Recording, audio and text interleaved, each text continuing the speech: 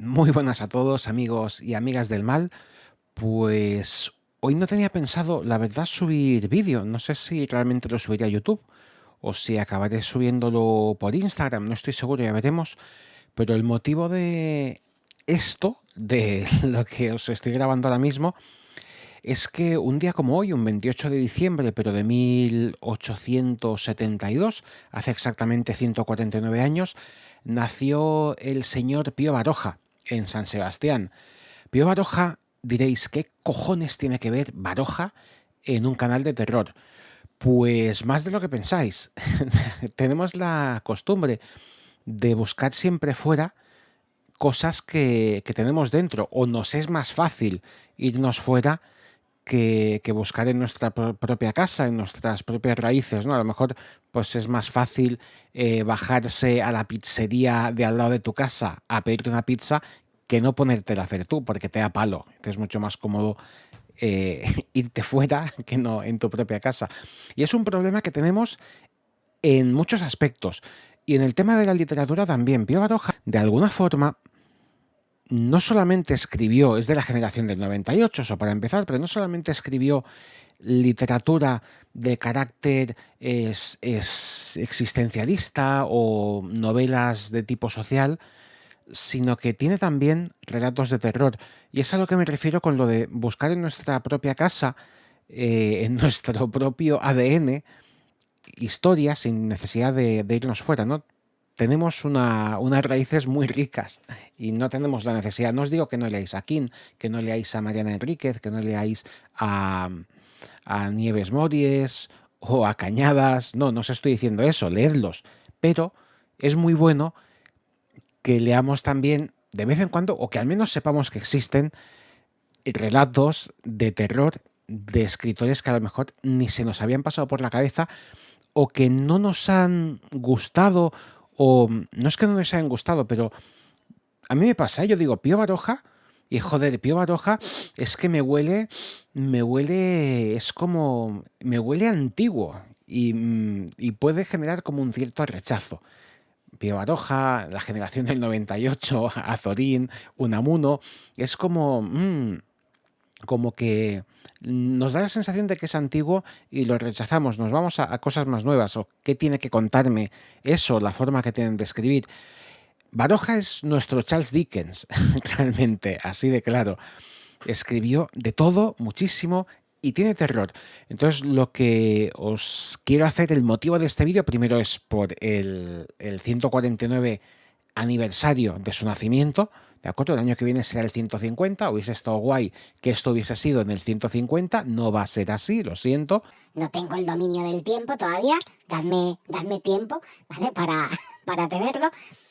Pero lo que voy a hacer es, os voy a leer uno de los relatos de Baroja que tiene precisamente sobre tema de terror, de lo asustante. Y para que veamos un poquito también las raíces, quizá lo conozcáis, quizá no, o no lo hayáis leído nunca.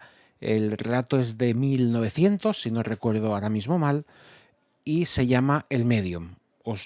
Simplemente os lo voy a leer para que lo conozcáis y lo tengáis ahí presente. Y bueno, y que sepamos que quizá no es tan alejado el dicho ese de que nadie es profeta en su propia tierra, ¿no? Creo que es uno de los pecados que tenemos aquí en nuestra cultura hispana, realmente, y nos gusta más mirar hacia afuera y coger cosas de una herencia que realmente no nos pertenece, que nos es ajena, y no valoramos pues cosas fabulosas, asustantes, también poniéndolo en el contexto, que tenemos creadas pues por gente que son de los nuestros, ¿no? De alguna manera, ya me entendéis. Os voy a leer el relato, ¿de acuerdo? No me voy a enrollar mucho más, porque creo que el relato pues estaré leyendo unos 10 minutos aproximadamente, una cosa así. Y nada, y espero que lo disfrutéis y bueno, y animaros un poquito también a conocer y saber este tipo de cosas, ¿no? Que yo creo que el problema también ha sido tema de enseñanza. No siempre nos han enseñado en literatura el tema de la generación del 98, los poetas, el romanticismo, naturalismo, todas estas historias, pero este tipo de autores no nos los han sabido vender de una manera, joder, que llame la atención. Esta gente escribió terror. Pardo Bazán escribió muchas cosas de terror. Es maravillosa. Lope de Vega en El Peregrino tiene también una de las descripciones o de las historias de posadas embrujadas más maravillosas que tenemos aquí en la literatura española, y apenas se habla de eso. Es lo que os quiero decir, ¿no? Quedaos con eso y no me enrollo más, que ya sabéis que empiezo a hablar y no paro, y vamos con el relato de El Medium. Dice así: soy un hombre intranquilo, nervioso, pero no estoy loco, como dicen los médicos que me han reconocido. He analizado todo, he profundizado todo y vivo intranquilo. ¿Por qué? No lo he sabido todavía.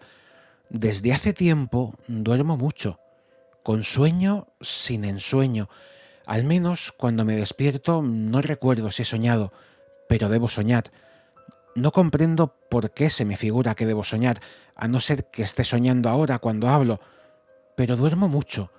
Una prueba clara de que no estoy loco. La médula mía está vibrando siempre y los ojos de mi espíritu no hacen más que contemplar una cosa desconocida, una cosa gris que se agita con un ritmo al compás de las pulsaciones de las arterias en mi cerebro. Pero mi cerebro no piensa y, sin embargo, está en tensión. Podría pensar, pero no piensa. Ah, ¿os sonreís? ¿Dudáis de mi palabra? Pues bien, sí, lo habéis adivinado. Hay un espíritu que vibra dentro de mi alma. Os lo contaré. Es hermosa la infancia, ¿verdad? Para mí, el tiempo más horroroso de la vida. Yo tenía, cuando era niño, un amigo. Se llamaba Roman Hudson. Su padre era inglés y su madre española. Le conocí en el instituto. Era un buen chico, sí, seguramente era un buen chico. Muy amable, muy bueno. Yo era huraño y brusco. A pesar de estas diferencias, llegamos a hacer amistades y andábamos siempre juntos. Él era un buen estudiante y yo díscolo y desaplicado, pero como Román siempre fue un buen muchacho, no tuvo inconveniente en llevarme a su casa y enseñarme sus colecciones de sellos. La casa de Román era muy grande y estaba junto a la Plaza de las Barcas, en una callejuela estrecha, cerca de una casa en donde se cometió un crimen del cual se habló mucho en Valencia. No he dicho que pasé mi niñez en Valencia.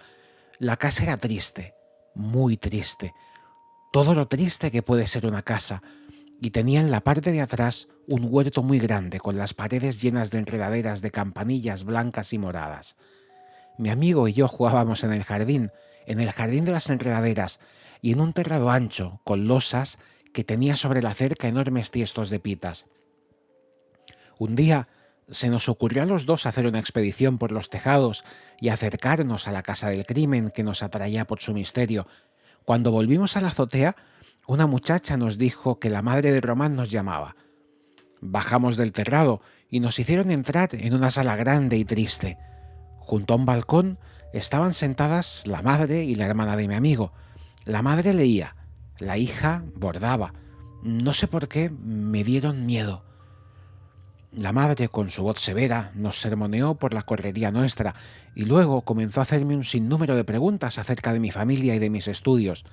Mientras hablaba la madre, la hija sonreía, pero de una manera tan rara, tan rara. Hay que estudiar, dijo a modo de conclusión la madre. Salimos del cuarto, me marché a casa y toda la tarde y toda la noche no hice más que pensar en las dos mujeres. Desde aquel día esquivé como pude el ir a casa de Román. Un día vi a su madre y a su hermana que salían de una iglesia, las dos enlutadas, y me miraron, y sentí frío de verlas. Cuando concluimos el curso ya no veía a Román, estaba tranquilo, pero un día me avisaron de su casa diciéndome que mi amigo estaba enfermo. Fui y le encontré en la cama, llorando, y en voz baja me dijo que odiaba a su hermana. Sin embargo, la hermana, que se llamaba Ángeles, le cuidaba con esmero y le atendía con cariño, pero tenía una sonrisa tan rara, tan rara. Una vez, al agarrar de un brazo a Román, hizo una mueca de dolor. «¿Qué tienes?», le pregunté, y me enseñó un cardenal inmenso que rodeaba su brazo como un anillo. Luego, en voz baja, murmuró: «Ha sido mi hermana. Ah, ella. No sabes la fuerza que tiene. Rompe un cristal con los dedos. Y hay una cosa más extraña, que mueve un objeto cualquiera de un lado a otro sin tocarlo». Después me contó, temblando de terror, que a las 12 de la noche, hacía ya cerca de una semana que sonaba la campanilla de la escalera, se abría la puerta y no se veía a nadie. Román y yo hicimos un gran número de pruebas. Nos apostábamos junto a la puerta, llamaban, abríamos, nadie. Dejábamos la puerta entreabierta para poder abrir enseguida, llamaban, nadie. Por fin quitamos el llamador a la campanilla y la campanilla sonó, sonó, y los dos nos miramos, estremecidos de terror. «Es mi hermana, dijo Román. Y convencidos de esto, buscamos los dos amuletos por todas partes y pusimos en su cuarto una herradura y un pentagrama y varias inscripciones triangulares con la palabra mágica abracadabra. Inútil, todo inútil. Las cosas saltaban de sus sitios y en las paredes se dibujaban sombras, sin contornos y sin rostro. Román languidecía y, para distraerle, su madre le compró una hermosa máquina fotográfica. Todos los días íbamos a pasear juntos y llevábamos la máquina en nuestras expediciones. Un día se le ocurrió a la madre que los retratara yo a los tres, en grupo, para mandar el retrato a sus parientes de Inglaterra. Román y yo colocamos un toldo de lona en la azotea y bajo él se pusieron la madre y sus dos hijos. Enfoqué y, por si acaso me salía mal, impresioné 2 placas. Enseguida Román y yo fuimos a revelarlas. Habían salido bien, pero sobre la cabeza de la hermana de mi amigo se veía una mancha oscura. Dejamos secar las placas y al día siguiente las pusimos en la prensa, al sol, para sacar las positivas. Ángeles, la hermana de Román, vino con nosotros a la azotea. Al mirar la primera prueba, Román y yo nos contemplamos sin decirnos nada. Sobre la cabeza de Ángeles se veía una sombra blanca de mujer de facciones parecidas a las suyas. En la segunda prueba se veía la misma sombra, pero en distinta actitud, inclinándose sobre Ángeles como hablándole al oído.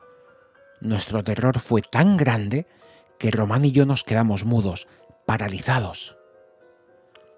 Ángeles miró las fotografías y sonrió. Esto era lo grave. Yo salí de la azotea y bajé las escaleras de la casa tropezando, cayéndome, y al llegar a la calle eché a correr, perseguido por el recuerdo de la sonrisa de Ángeles. Al entrar en casa, al pasar junto a un espejo, la vi, en el fondo de la luna, sonriendo siempre. ¿Quién ha dicho que estoy loco? Miente, porque los locos no duermen y yo duermo. ¿Creías que yo no sabía esto? Los locos no duermen y yo duermo. Desde que nací, todavía no he despertado. Y eso es todo, amigos y amigas del mal. Espero que os haya gustado y bueno, y que hayáis aprendido algo o descubierto un poquito algo de nuestras raíces y a este autor que tenía textos como estos, ¿no? También, además de todo lo que nos dejó. Un saludo y nos vemos como siempre desde el mal para el mal. Que vaya muy bien. Hasta el próximo vídeo.